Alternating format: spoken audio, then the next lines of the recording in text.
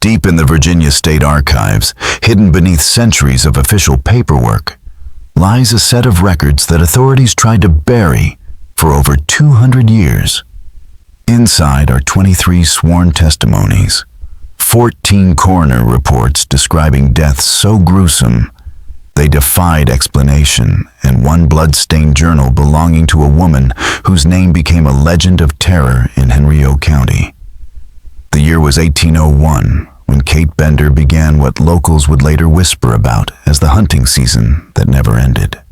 What makes these documents so disturbing is not only the horrific details, but the cold precision with which they describe a reign of violence that claimed at least 37 escaped slaves over just 18 months. Even more chilling is how close this history came to being erased forever. These papers surfaced in 1987, sending shockwaves through academic circles. But most of the contents were locked away as too sensitive to share with the public. What you are about to hear comes from those sealed records. Survivor accounts and court testimonies that together reveal a portrait of evil as methodical as it was brutal, a story that changes how we see the Underground Railroad era. Richmond in 1801 was a city teetering on the edge of chaos. Just the summer before Gabriel Prosser's failed rebellion had left the region steeped in paranoia. Plantation owners slept with loaded muskets by their beds, while enslaved men and women fled in record numbers, slipping into the night toward the promise of freedom. In the middle of this fear and mistrust, Kate Bender rose from obscurity into infamy. Henry County, just outside Richmond's busy tobacco markets, was a patchwork of plantations, connected by winding dirt roads through dense forests and swampy lowlands.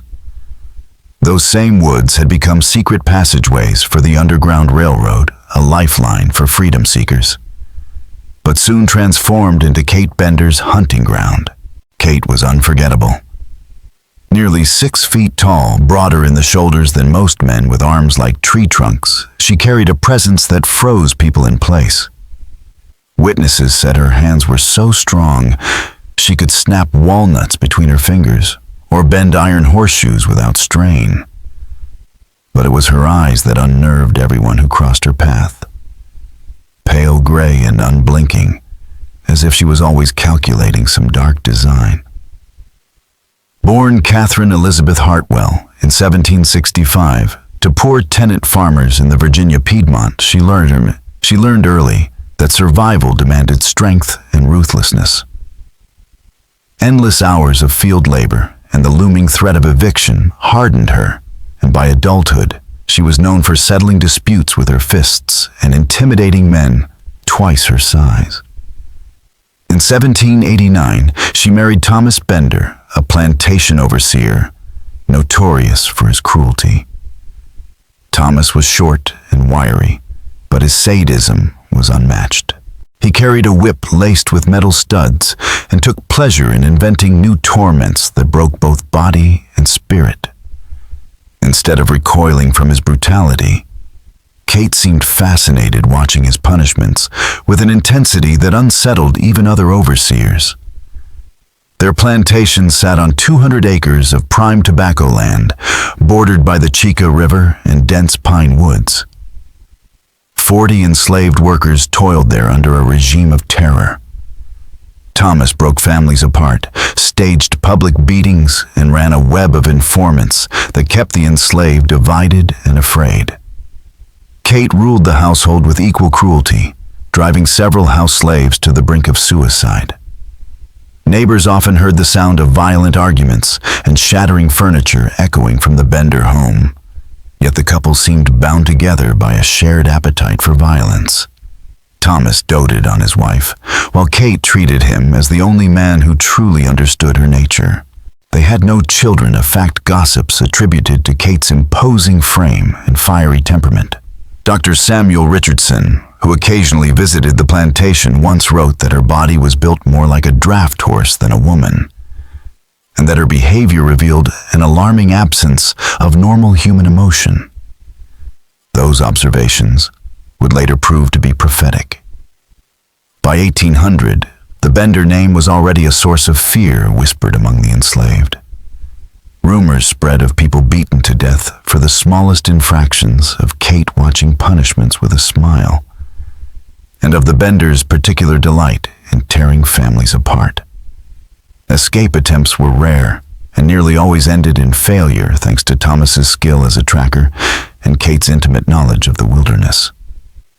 Then came the rumors of Gabriel Prosser's rebellion. County officials braced for uprising, and Thomas Bender, with his reputation for ruthless control, was brought in to help coordinate the defense. It was against this backdrop of fear, control, and violence that Kate Bender began her descent into a darkness that would soon eclipse even her husband's cruelty. Thomas Bender threw himself into the crackdown, with his usual zeal organizing patrols, interrogating suspects, and drafting plans to crush any hint of rebellion before it could spread. Kate watched with fascination, often accompanying him on midnight rides. Despite her massive frame, she moved with unnerving stealth through the dark woods, scanning for secret meetings or hidden weapons.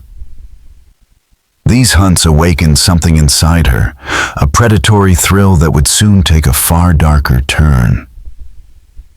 Gabriel Prosser's rebellion of August 1800 never truly ignited. Betrayed by informants and scattered by a violent thunderstorm, the uprising collapsed before it began.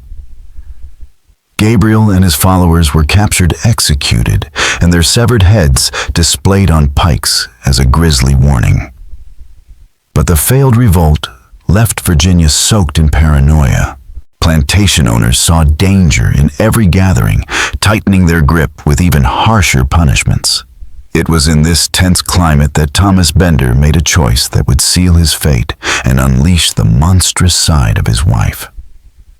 On the gray, bitter morning of October 15th, 1800, Thomas received word that 7 fugitives, a group of 5 men and 2 women, were making their way north along the Chickahominy River, desperate for freedom.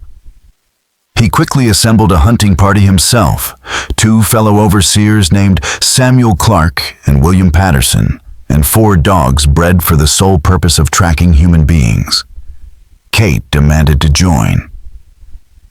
At first, Thomas resisted, claiming that chasing runaways was men's work, but her persistence wore him down.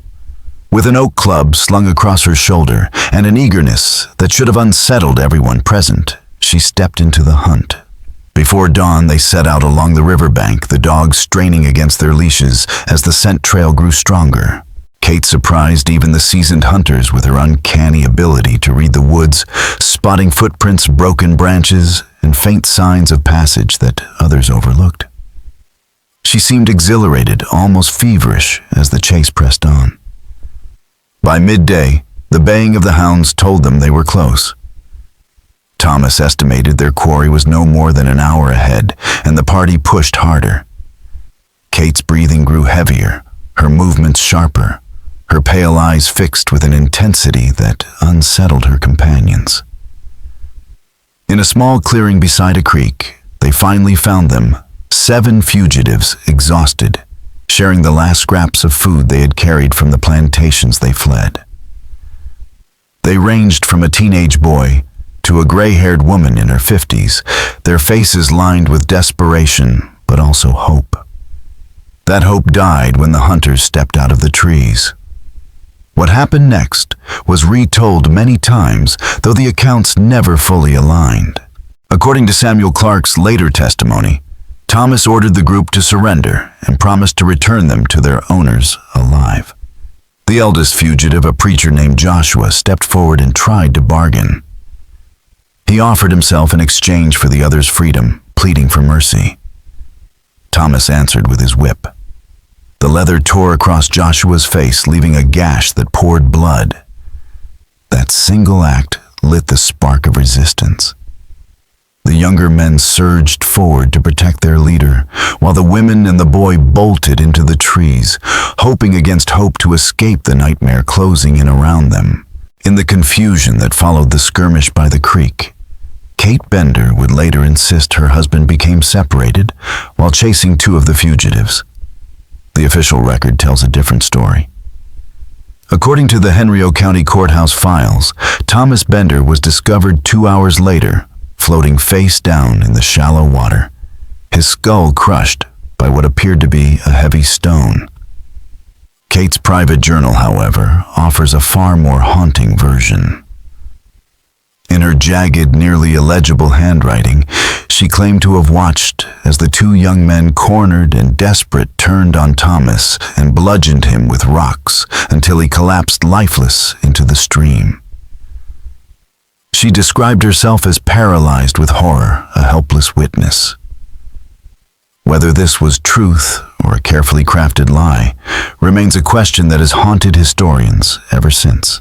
What is certain is that when the rest of the hunting party arrived, they found Kate kneeling beside her husband's body, her massive frame trembling in what looked like grief, but which several later described as something colder and more calculated. The two fugitives were never captured. They vanished into the forest, leaving behind only blood-stained stones and the corpse of one of Henry County's most feared overseers. The funeral drew nearly every plantation owner in the county. To them, Thomas's death was more than a personal loss. It was an assault on the entire system they relied on. The idea that enslaved men had killed a white overseer and escaped justice struck them as intolerable, and demands for harsher patrols and brutal punishments filled the air. Kate, however, sat motionless through it all, her pale eyes fixed and unreadable. Dr. Samuel Richardson later wrote that her demeanor chilled him to the bone. She did not cry. She did not speak. When neighbors approached with condolences, she answered in flat, single-syllable replies, as though studying them rather than grieving among them. In the weeks after the burial, Kate withdrew completely from social life. She dismissed most of the plantation's workers, keeping only a handful to maintain the property. Neighbors glimpsed her wandering alone in the forests, pacing the riverbanks, examining every trail and stream with unsettling focus. Merchants noticed she began buying odd supplies: coils of rope, heavy snares, tools better suited for trapping large animals than running a household. By winter's end, the once busy plantation house had become a silent, brooding shell that locals avoided after dark. What no one realized was that Kate was undergoing a transformation. Grief had not broken her. It had hardened her into something else entirely. Through the bitter winter of 1800 and into the spring of 1801, she evolved into a figure no longer recognizable as the overseer's widow. She was learning, planning, preparing. On March 23, 1801, the first victim of her vengeance appeared. His name was Samuel, a young man who had fled from a plantation nearly 40 miles to the south and was making his way along the Chickahominy River in search of freedom. His body was found a week later, hanging from a massive oak tree just 2 miles from the Bender property. A noose of hemp rope cut into his neck, but the details suggested something far darker than a simple hanging. His hands were bound tightly behind his back with leather straps, his clothing torn as though he had been dragged through the underbrush, and the marks on his throat showed he had been strangled by hand before being suspended. Whoever killed him had wanted to make absolutely certain he died. Constable James Whitfield labeled it a suicide, claiming despair had driven Samuel to end his own life. The explanation satisfied no one who actually saw the body, but acknowledging the truth that someone had murdered an escaped slave would have forced officials to pursue a white suspect, something they had no interest in doing. Within 2 weeks, the case was closed. Samuel was buried in an unmarked grave, and the county tried to move on. Yet those who paid attention recognized what it meant. Samuel's death was not an isolated tragedy. It was the beginning of a pattern that would soon reveal itself as a reign of terror, unlike anything Henry County had ever seen. Through the long winter, Kate studied with the patience of a hunter sharpening her craft. She learned which roots and plants fugitives relied on, how they clung to water sources for both survival and the hope of throwing off the dogs. The Chickahominy River and its tributaries became her map, and she memorized every bend, every sandbar, every patch of cover. She trained herself to read the woods the way her husband had once read. Human fear-broken twigs, a scuff of mud fabric snagged on thorns. More than anything, she came to understand the mind of the desperate, how exhaustion and terror drove their choices, where they would hide, how they would run. Her second victim was Rebecca, a woman who had fled southward plantations with 2 companions, but was separated during a violent April thunderstorm. Cold, disoriented, and alone, Rebecca stumbled into what looked like safety, an abandoned tobacco barn. What she did not know was that Kate had been watching the structure for weeks, waiting. At dawn, Kate found her there curled in a corner, clutching her meager possessions. This time she did not strike immediately. Instead, she bound Rebecca tightly and spent hours tormenting her with promises of what was to come. Later in her journal, Kate described savoring the gradual collapse of her victim's hope, calling fear itself pure and necessary. When Rebecca's body was discovered 3 days later by a farmer searching for cattle, it was posed deliberately, strangled with her own clothes, and seated against a tree as though meant to be found. The message was unmistakable. Constable Whitfield could not pass this one off as suicide. But the truth that a white woman might be hunting fugitives was too much for local authorities to admit. He floated theories about slave-on-slave violence, a story that satisfied the social order while steering attention away from the more horrifying reality. The case languished, and Kate moved on. Rebecca's death had been a lesson. Kate had refined her methods, learned the importance of isolation, disposal, and control. She had discovered that cruelty was not only within her, it was what defined her. And by spring, she was ready to escalate. Her third victim was Marcus, a teenage boy from Chesterfield County. Kate tracked him silently for 3 days, watching him drink from streams, rest beneath trees, testing her patience as she studied his habits. When she finally struck, Marcus fought with the desperate strength of youth, landing blows that left Kate bruised and bloodied. But she overpowered him, strangling him with her bare hands, holding him down until his body went limp. In her journals, she described the kill in intimate, unsettling detail, almost reveling in the physicality of it. When Marcus's body was found, it was hanging 20 feet off the ground from a tree branch, an impossible display without immense strength. By then, the pattern was undeniable. Within 2 months, 3 fugitives had been murdered in the same swath of forest, each kill showing signs of overwhelming physical force. Even Constable Whitfield, long reluctant to face the truth, was forced to admit it. A killer was loose in Henry County, and no runaway was safe. Acknowledging that a killer was on the loose and actually stopping her proved to be very different things. By the summer of 1801, Kate Bender had grown into a master of her craft. She knew the forests better than any hunter alive, could pass through thick undergrowth without leaving a trace, and had developed an uncanny ability to anticipate the movements of those fleeing north. What made her even more dangerous was how easily she concealed her true self.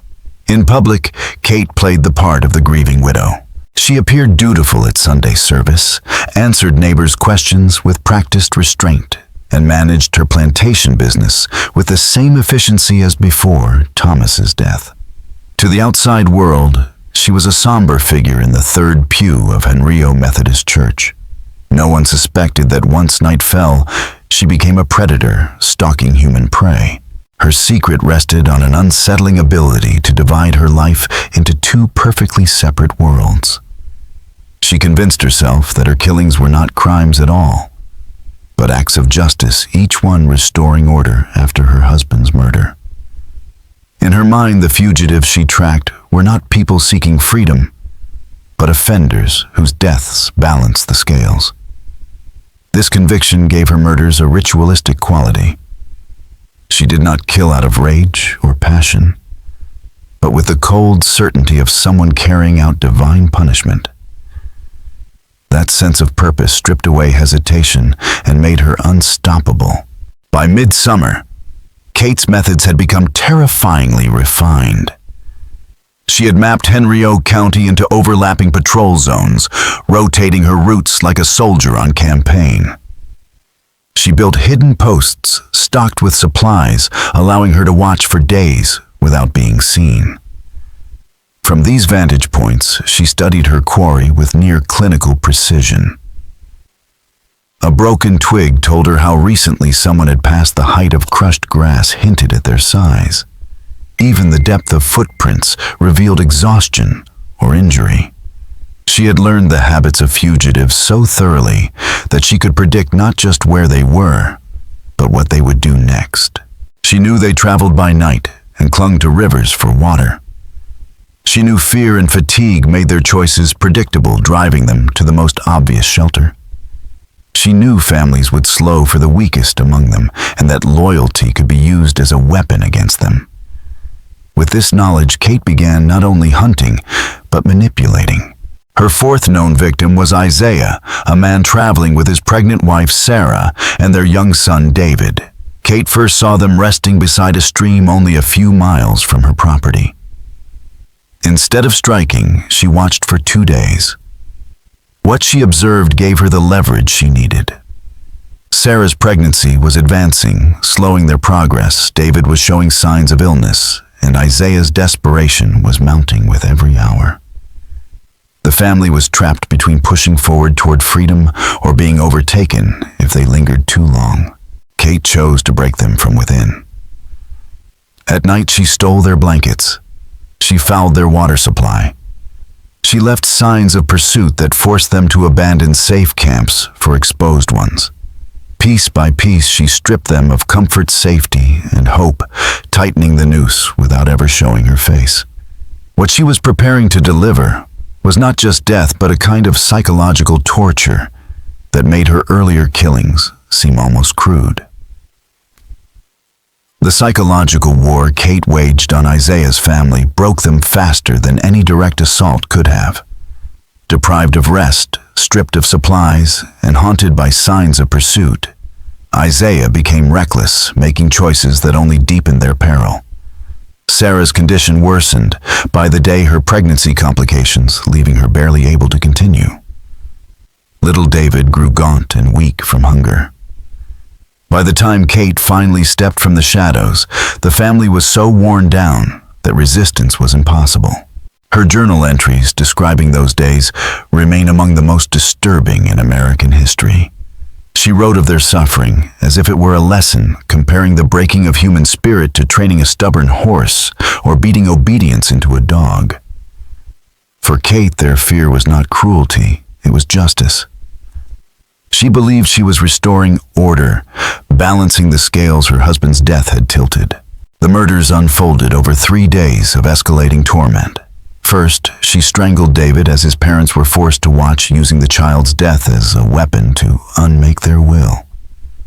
She mocked Sarah's pleas for her unborn child, savoring what she called the weakness of maternal love. On the second day, she forced Isaiah to dig graves for his wife and son, then strangled him with the same rope she had used on David. Sarah lingered less than 6 hours, her body giving out under the weight of shock, exhaustion, and despair. When their bodies were found, panic tore through Henriot County. A man, a pregnant woman, and a child, 3 more lives claimed, and all evidence pointing to a single killer. The whispers of a white demon in the forest grew louder, and for the first time, authorities could not dismiss the terror. Constable Whitfield launched what he called a comprehensive investigation. Search parties combed the woods, witnesses were questioned, and a reward was posted. But Kate had designed her campaign to withstand exactly this kind of scrutiny. Most white residents still viewed the victims as criminals who had brought their fate upon themselves. Many even quietly approved of the killings, praising them as punishment for daring to seek freedom. Few had the will to hunt for a killer of runaways. The forests themselves shielded her. They were vast, confusing, and known to almost no one as intimately as Kate. She built hidden vantage points, stocked caches, and could watch the searchers without being seen. And most critically, no one could imagine that a woman was responsible for such brutal killings. The assumption that the murderer must be a man erased her from suspicion entirely. Kate knew her advantage and relished it. Her journals reveal a chilling confidence. She no longer saw her killings as vengeance, but as a vocation, a calling that gave her life meaning. By late summer of 1801, her hunts accelerated. Abraham, a blacksmith from Richmond, twin brothers Matthew and Mark from Charles City County, an elderly woman named Ruth making her lonely way toward Pennsylvania, all fell victim to Kate's growing appetite. Each murder became more refined, each ritual more deliberate. She discovered ways to break people long before their bodies gave out, using fear, isolation, and false hope as weapons sharper than any blade. She began keeping trophies, scraps of clothing, personal trinkets, even body parts hidden in a cellar beneath her house. There she spent hours arranging them, reliving the kills in private sessions that her own writing describes with chilling pride. By October 1801, Kate Bender had killed at least 12 people, and the legend of the forest demon spread along the Underground Railroad. Conductors began warning escapees to avoid Henriot County, rerouting trails to safer paths. But Kate didn't see this as an obstacle. She saw it as a challenge. She pushed her hunting grounds further out, experimenting with new methods of luring and tracking her prey.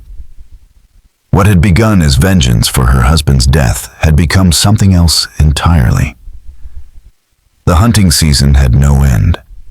Kate Bender was no longer a grieving widow.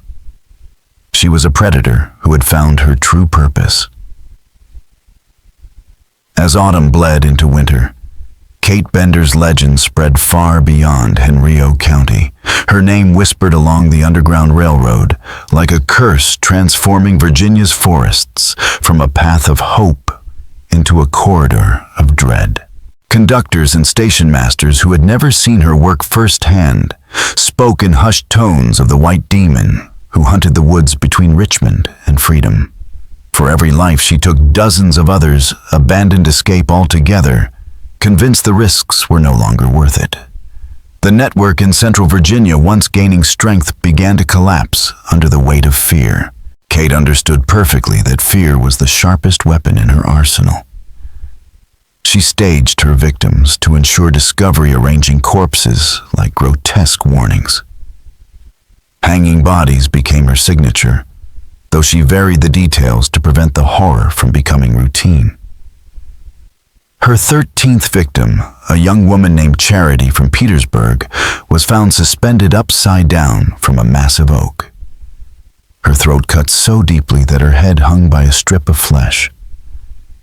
The brutality was shocking, but the display was calculated. Kate wanted anyone who found Charity to understand they were staring at something beyond ordinary murder. The effect was immediate. Stories spread like wildfire, mutating with every retelling. Some claimed the demon could track runaways by scent. Others swore she moved through the forest without sound. Still others whispered she fed on the fear of her prey before killing them. In her journals, Kate admitted she delighted in these rumors. She no longer saw herself merely as an avenger for her husband's death, but as a force of nature, a living embodiment of punishment for those who sought freedom.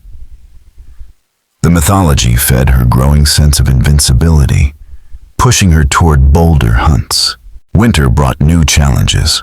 Snow made tracks easy to follow, but also revealed her own movements. She adapted with ingenuity, wearing specially altered shoes that dispersed her weight and left ambiguous impressions, more animal than human. The cold also changed her prey's behavior, forcing them to seek shelter, often stay in one place longer, and leave behind smoke debris and footprints that betrayed them. Kate exploited it all. Her 14th victim was Ezekiel, a middle-aged man who slipped away from Hanover County during Christmas festivities, hoping the distraction would buy him time. Seeking warmth, he hid in an abandoned tobacco barn, one Kate had anticipated fugitives would use. She had been watching it for weeks. Ezekiel had barely settled in when she arrived before dawn, moving like a phantom through the snow. But Kate did not strike immediately. Instead, she barred the doors and turned the barn into a chamber of psychological torment. For nearly 8 hours, she stalked him without entering, scratching at the walls, letting her massive shadow pass across the cracks, making guttural sounds no human throat should make. She vanished for stretches, letting Ezekiel's fragile hope flicker back to life, only to return with fresh terror to snuff it out. By the time she finally stepped inside, he was broken, reduced to gibbering pleas and hollow eyes. He offered no resistance. She strangled him with clinical efficiency, then posed his body with deliberate care so that whoever found it would carry the memory like a scar. In her journal, she justified the cruelty as instructional, claiming it was important for runaways to understand the full price of rebellion before death. To her, Ezekiel was not a man, but a lesson, another page in the grotesque scripture she was writing in blood across Virginia's forests. Ezekiel's body was found 3 days later by a farmer searching for stray cattle hanging from the barn's central beam in a noose twisted from his own clothing. His death marked a turning point. Until then, local officials had tried to minimize the murders, treating them as isolated tragedies. But now, the terror could no longer be dismissed. Constable Whitfield, under pressure from plantation owners and Richmond authorities, finally admitted that the killings posed a threat to more than just the enslaved. If runaways were being hunted with such precision and cruelty, it hinted at a breakdown in law and order that might invite vigilante violence of every kind. Governor James Monroe, alarmed by the reports, authorized militia intervention. A company of 20 men under Captain Robert Hayes marched into Henrico County veterans of frontier campaigns and skilled trackers who believed they could solve in weeks what locals had failed to control for months. Yet Kate Bender watched their arrival with something closer to amusement than fear. In her journal, she dismissed them as interlopers, noting their ignorance of the terrain and their single fatal assumption that the killer had to be a man. Cloaked in her role as the grieving widow, she moved freely, studying their movements as easily as she studied her prey. The militia soon discovered that Henrico County's forests were no ordinary battlefield. Hundreds of square miles of swamp, tangled undergrowth, and hidden trails swallowed their search parties whole. Kate's knowledge of every ridge, stream, and hollow kept her always a step ahead, and she quickly saw how to use the soldiers' presence to her advantage. Their patrols pushed runaways off established routes and into unfamiliar ground areas Kate controlled completely. What was meant to protect fugitives instead delivered them into her hands. Her 15th victim was Patience, a teenage girl who became separated from a larger group while fleeing a militia patrol. Terrified and lost, she stumbled into a cave Kate had been watching for months. Instead of killing her outright, Kate bound the girl and used her as bait. For nearly a week, Patience's cries for help drew others into the trap, 2 fugitives who tried to rescue her, only to be slaughtered in turn. When the militia finally found the cave, they encountered a scene so grotesque that even hardened soldiers recoiled. The 3 bodies were arranged as if they had fallen, defending one another. But the signs of torture and deliberate staging made clear this was theater, not accident. Captain Hayes wrote to Governor Monroe that the discovery revealed a depravity so profound it challenges belief in the killer's humanity. After 6 weeks of fruitless searching, his men withdrew in February 1802, admitting defeat. Hayes privately conceded that the enemy they faced was more skilled in tracking and survival than any of his seasoned fighters.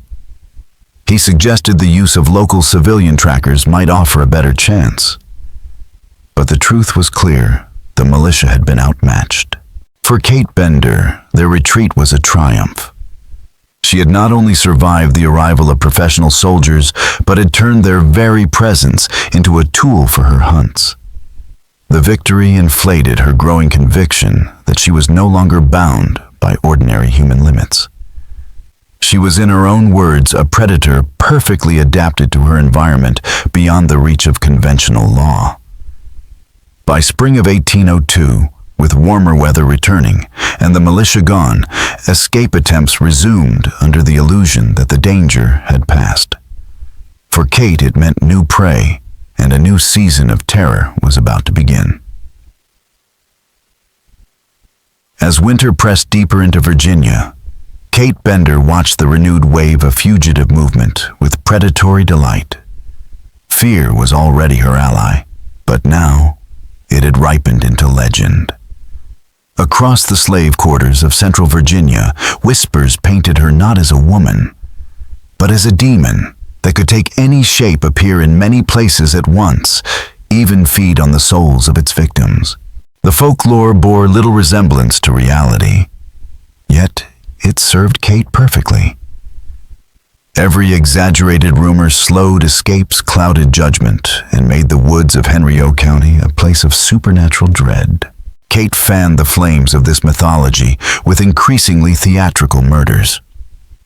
She began arranging bodies, as if for ritual, planting meaningless objects and symbols designed to look ominous to terrified eyes. Her 16th victim, Daniel, a blacksmith from New Kent County, was found crucified against an oak tree, railroad spikes driven through his hands and feet. It was the most elaborate scene yet, a display that announced Kate's evolution from hunter to something she considered far greater, an artist of death. The religious imagery was deliberate. In her journal, she described it as the beginning of her theological period, a chapter where murder became ceremony and victims were transformed into sacrifices. Her twisted belief system fused distorted Christianity with racial ideology and personal vengeance. In Kate's mind, slavery was God's natural order: white over black, master over slave. Runaways were not merely lawbreakers, they were rebels against divine will. Killing them was not crime, but holy duty, a restoration of cosmic balance. Every corpse left in the woods was, in her eyes, a sermon. The 17th victim, Miriam, fled with her 2 daughters into a swamp. Kate shadowed them for nearly 2 weeks, never striking, but seeding terror with precision. She left Bible verses at their camp, carefully chosen from passages of wrath and punishment. She scrawled warnings in mud, arranged crude crosses from branches, and ensured Miriam discovered them in just the right order. Already weary and terrified, Miriam began to believe she had sinned against God by running. That belief sapped her strength more effectively than any blow could have. Kate's journals describe the process with disturbing pride, noting how faith itself could be turned into a weapon. By the time she revealed herself, Miriam's will had collapsed. The murders that followed were staged with ritualistic detail, burned pages of scripture scattered among the bodies, the mother and children positioned as if struck down by holy judgment. The tableau suggested not human cruelty, but divine wrath. And for those who found it, the message was unmistakable. Escape was not just dangerous, it was cursed. The effect rippled through the slave community like fire through dry grass. Escape was no longer seen merely as a perilous gamble. It was believed to invoke supernatural punishment. Conductors struggled to persuade anyone to attempt the journey north. Routes through Henrio County were abandoned, the Underground Railroad slowed to a trickle, and Kate's legend grew to monstrous proportions. Her 18th victim, Joseph, a teenage boy from Powhatan County, revealed the full maturity of her methods. Kate stalked him for nearly a month, drawing him deeper into despair with whispers in the night. Strange signs left on his path, and staged sounds that convinced him demons were closing in. By the time she struck, Joseph was not just exhausted, he was spiritually undone, convinced he was being hunted not by a woman, but by something unholy. The torment Kate inflicted on young Joseph was so relentless that by the time she revealed herself, the boy felt a twisted relief at seeing another human face, even though he knew it was his killer. In her journal, Kate wrote of his gratitude, how he clung to the comfort of believing that his suffering was at least inflicted by flesh and blood, rather than some demonic phantom. She savored that moment before crushing it, telling him plainly that she was an instrument of divine vengeance sent to punish his rebellion against God's order. Joseph's body was later discovered in the same crucifixion pose as Daniel's, but with even more elaborate symbolism. Crosses burned, scripture ritual elements pulled from Baptist, Methodist, and even Catholic traditions. Kate's theological period had reached new heights of grotesque sophistication. These staged spectacles drew the attention of religious leaders across Virginia. Ministers recognized the biblical precision of the passages left at the scenes and concluded the killer had more than folk knowledge of Scripture. Some attempted to counter the terror with sermons denouncing vigilante violence and urging mercy for runaways. But their words found little traction among congregations where many quietly admired the killings. Reverend Samuel Crawford of Henrio Methodist, where Kate still attended services with quiet devotion, later admitted he suspected the murderer must be someone within his flock. Yet his suspicions never turned toward Kate. To him, she was a grieving widow struggling with her faith, not the theological mastermind behind murders cloaked in Scripture. Kate's ability to maintain her double life had become extraordinary. She could kneel in Sunday prayer with what looked like sincerity, then spend her night staging atrocities that twisted the very faith she professed. Her journals betray no sense of contradiction, only a cold dissociation that allowed her to move seamlessly between community member and predator. By the summer of 1802, she had achieved dominance over her hunting grounds, unmatched in American history. The Underground Railroad in central Virginia had nearly collapsed under the weight of her terror. Escape attempts dwindled, conductors abandoned routes, and her legend multiplied her impact beyond the scale of her actual body count. She had become, in every sense, the perfect predator, adapted, invisible, and unstoppable. But perfection carried within it the seeds of downfall. That downfall began with a force Kate could not anticipate. Late in the summer of 1802, a group of free blacks from Philadelphia, led by Augustus Freeman, turned their eyes toward Virginia. Freeman, once enslaved in Henrio County before escaping north 15 years earlier, had grown into a prosperous businessman and a respected voice in Philadelphia's abolitionist movement. From his position, he saw what many in Virginia refused to admit: the killings in Henrio were not just local crimes. They were strangling one of the most vital escape corridors between the Deep South and freedom. By then, more than 30 murders had been confirmed in just 18 months, with countless other disappearances hinting the toll was far higher. The psychological effect of Kate's campaign extended far beyond Virginia. Word of the demon of Henrio spread southward into the Carolinas and Georgia, where fear alone discouraged men and women from fleeing. To Freeman and his allies, the threat Kate posed was not just regional, but national, and something had to be done. Working in secret with leaders of the Underground Railroad, including the already legendary Harriet Tubman, who had guided groups through hostile territory without ever losing a soul, Augustus Freeman designed a plan that lawmen had failed to imagine. Where constables and militia had blundered, Freeman would bring discipline, intelligence, and the hard-earned skills of men who had lived by cunning in the shadows.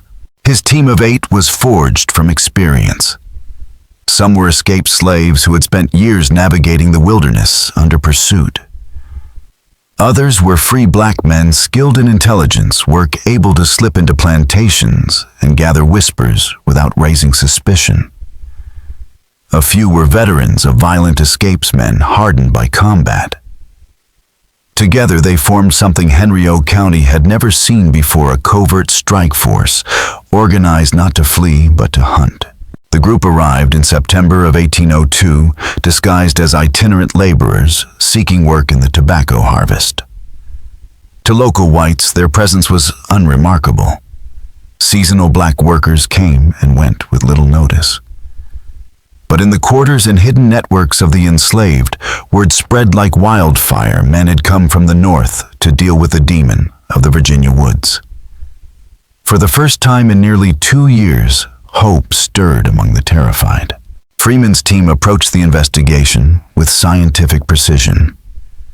They studied every known murder site, identifying patterns that previous searchers had missed. Their trackers, adept at reading signs invisible to the untrained eye, mapped Kate's movements with chilling accuracy. Soon a revelation emerged. Every killing fell within a wide circle. All of it centered on the supposedly abandoned Bender plantation. Locals had never dared mention it to white authorities for fear of being accused themselves. But to Freeman's men, it was the missing piece of the puzzle. Freeman personally scouted the property, drawing on the same stealth that had carried him to freedom 15 years earlier. What he found confirmed his worst fears. The house, though outwardly deserted, showed unmistakable signs of life. Concealed smoke from cooking fires, fresh wear along overgrown paths, caches of supplies tucked away where only someone living there would know. One night, hidden in the underbrush, Freeman saw her. Kate Bender emerged from the house's massive frame, moving with animal silence, carrying rope and iron tools. She melted into the forest, like a creature born of it. The image left no doubt. The demon was real, and it was her. The revelation staggered the team. They had expected a slave catcher, perhaps a deranged white man. But a widow, a woman responsible for such a campaign of cruelty. It overturned every assumption they had carried into Virginia. And yet the evidence was undeniable. For 3 nights, Freeman observed her, charting her patterns with the eye of a soldier. Kate was more dangerous than he had imagined, patient, precise, with a predator's intuition. But even predators grow predictable. Freeman noted the weaknesses: her overconfidence, her reliance on routine, and her blindness to the possibility of being hunted herself. The plan that took shape was as daring as it was dangerous. They would not confront her head-on where her knowledge of the terrain gave her every advantage. Instead, they would turn her own methods against her. They would bait the trap with exactly the kind of prey she craved. Samuel, the youngest of Freeman's team, volunteered. His age, build, and manner matched the profile of Kate's usual victims. He would play the runaway, moving along one of her favored corridors, leaving subtle signs meant to draw her in. The rest of the team would lie in wait at a prepared ambush site. For once, the fear that had paralyzed so many before would not be there. They were calm, prepared, and armed with intelligence. Kate would be stepping into their design, not the other way around. On the night of September 23, 1802, Samuel set out from a point 10 miles south of the Bender plantation, walking alone under the moonlight. Every snapped twig and every muddy footprint was deliberate, each one a lure for the predator who thought herself unstoppable. Samuel was no ordinary decoy. He had years of experience guiding fugitives to freedom, and he knew how to leave sign convincing enough to fool Kate while avoiding the careless mistakes that had doomed others. Just as Freeman predicted, within 2 days, Kate found his trail. Her journal from this period brims with excitement. Here was the perfect quarry, a young man alone, strong enough to stage a dramatic kill, moving along predictable routes northward. She began her usual stalking ritual, unaware that she was the one being hunted. For nearly a week, the deadly dance unfolded, Kate shadowing Samuel while Freeman's men shadowed them both. Samuel played the part with perfection, balancing desperation with just enough carelessness to look authentic. To Kate, he was prey. To Freeman, he was the lure pulling her toward the snare. Kate's anticipation grew. In her journal, she sketched plans for an elaborate display, one she believed would crush the Underground Railroad once and for all. Her arrogance had reached fever pitch.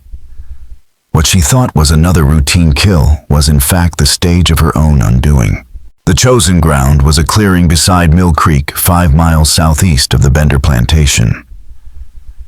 Freeman picked it for its natural advantages: thick brush to conceal his team open space in the center, to channel Kate's attack and multiple escape routes if the trap faltered. At dawn on September 29th, Samuel lay in the center beside a small fire, feigning exhaustion. To Kate's eyes, he looked like every other victim she had claimed. What she could not see were the 7 rifles trained on her from the shadows, or Freeman watching every step of her approach. Kate burst from the trees with terrifying speed, closing the distance in seconds, her hands reaching for Samuel's throat. But Samuel was ready. He twisted aside, shouting the signal. The forest erupted with gunfire. 7 rifles cracked as one, their volley slamming into Kate with devastating force. She fell, but she did not die. Musket balls tore into her chest, shattered her arm, ripped her thigh, but still she moved. Crawling through blood and leaves, she tried to drag herself toward the trees. For Freeman's men, the sight was almost supernatural. The demon of Henrio County refusing to yield, even to death. Whispers of the stories they had heard of her inhuman strength, her unholy powers, seemed for a moment all too real. But Freeman had anticipated this. Calmly, he stepped from cover, pistol in hand, and closed the distance. 10 feet away, he stopped. Kate, blood bubbling at her lips, lifted her head and spoke. Not pleas, not remorse, but curses. She called herself God's instrument, chosen to punish the wicked and preserve his natural order. She warned that killing her would only make her stronger in death, that others would rise to continue her sacred work. Freeman listened steady as stone. His report later described the exchange not as a confrontation, but an interrogation, a glimpse into the abyss of her mind. Even in the shadow of death, Kate Bender remained a zealot, convinced she was no murderer, but a holy executioner. Freeman revealed himself, calmly identifying his team as representatives of the Underground Railroad. He told Kate her reign was over, that her campaign of terror had ended in the very clearing where she had expected to claim her next victim. Then, with the measured composure of an interrogator, he began asking questions. He pressed her on her methods, her motives, and the locations of victims whose bodies had never been found. Kate answered with chilling arrogance, speaking not like a criminal facing judgment, but like a zealot explaining doctrine. She boasted of murders no one had connected to her, of disappearances long written off as accidents or desertion. She described her hunting techniques in meticulous detail, reveling in the scope of her campaign. Her only regret, she admitted, was that death would keep her from continuing what she considered her sacred work. The interrogation stretched on for nearly half an hour. Even as blood seeped from her wounds and her breaths grew ragged, her mind remained sharp. She catalogued her crimes as though reciting a ledger, coldly precise, matter of fact. At last, with her voice faltering, she gave one final revelation: directions to a concealed cellar beneath the Bender plantation. There, she said, was her trophy room, a collection she wanted history to remember. Her final coherent words were a declaration of satisfaction, pride, that she had avenged her husband's death many times over by slaughtering dozens who had nothing to do with it. Moments later, her breath failed. Freeman's men wasted no time. That same day, they searched the plantation and uncovered the hidden cellar. What they found confirmed the full horror of Kate's life's work. Inside were clothing scraps, personal belongings, and preserved remains from at least 43 victims. Each item was tagged, labeled, and arranged with the same methodical order that had defined her hunts. Among the evidence was Kate's journal, whose pages revealed her descent from widow to predator to something far more monstrous. The entries chronicled her steady march into madness, her justifications twisting from grief to theology, until she envisioned herself as a holy executioner tasked with eradicating rebellion. In the final entries, written just days before her death, she outlined plans to expand her hunting grounds and even recruit others to join her sacred mission. Freeman's team spent 3 more days documenting everything, cataloging trophies, mapping grave sites, and cross-referencing her notes with the locations of missing slaves. Using her own words, they uncovered bodies she had left hidden for months. The grim tally rose to 47 confirmed victims, ranging in age from 8 years old to 63. Families, children, the elderly, all destroyed in a campaign of terror staged as divine judgment. When Freeman's final report circulated through underground railroad networks and abolitionist circles, it shocked even hardened veterans of the cause. The details were more than a warning about one killer. They were a guide to the methods that slave catchers and vigilantes might use to terrorize escapees. Kate Bender's legacy was not only one of horror, but of instruction, a case study in how cruelty and belief could fuse into something truly monstrous. Her death closed the chapter on one of the darkest predators in American history. But the stories of the White Demon of Henrico County lingered long after. For many who heard them, she was not remembered as a woman at all, but as a shadow in the forest, proof that sometimes the most terrifying monsters are not born of folklore, but of flesh and blood. The fall of Kate Bender carried lessons far beyond tactics. Yes, Freeman's report outlined strategies for avoiding detection, for resisting predators who might stalk escapees in the future. But the real victory was psychological. The so-called demon of Henrico County, the White Widow who had paralyzed an entire region with terror, was no longer invincible. Her corpse in a forest clearing riddled with musket balls proved that even the most feared monsters could bleed, could fall, could die. Kate Bender perished as she had lived violently. The massive body that had strangled 47 souls lay motionless in Virginia dirt. The hands that had inflicted so much cruelty would never grasp another throat. Freeman's men buried her deep in the forest she once ruled, in an unmarked grave without marker or memory. No monument would rise over Virginia's most prolific killer. The Bender plantation was abandoned, soon after left to rot until the forest swallowed it whole. Within a decade, vines and trees erased its walls, leaving only whispers of the horrors that had festered there. The official record told a different story. Constable Whitfield filed vague reports suggesting the killer had vanished, perhaps moved on, perhaps dead of natural causes. The truth that the terror of Henrico County had been a white widow brought down by a secret band of abolitionist hunters remained hidden. Only a small circle of Underground Railroad operatives ever knew the real story, and they guarded that secret fiercely. But secrecy could not erase the scars. Routes through central Virginia stayed quiet for years. The legend of the forest demon lived on in the minds of the enslaved, discouraging flight long after Kate herself was gone. Fear outlived the woman who caused it. That was her most enduring legacy. And so just when we thought the horror couldn't grow darker, the nightmare in Henriot County finally reached its end. If this story gave you chills, share it with someone who loves dark history. Tap that like button to support the channel, and don't forget to subscribe so you never miss tales like this one. But before you go, ask yourself, could such systematic evil really have existed in early America? The story of Kate Bender forces us to confront an unsettling truth: monsters are not always born. Sometimes they are made.